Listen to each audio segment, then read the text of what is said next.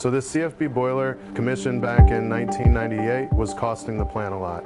Every year, they were spending $8 to $12 million on forced outages, reactive maintenance, and energy loss, mostly from tube erosion issues. That's when IGS stepped in with SMARTGard. It's a full-service boiler reliability solution that uses high-velocity thermal spray cladding to protect against erosion and corrosion, plus regular monitoring and maintenance planning.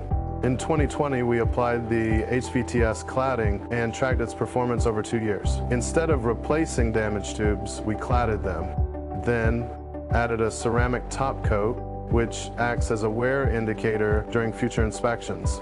The impact run cycles went from 4 to 6 months to 12 to 14 months with 0 forced outages and minimal repair work.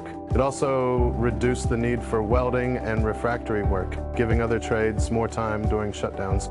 This proactive maintenance approach saved millions and kept production running smoothly.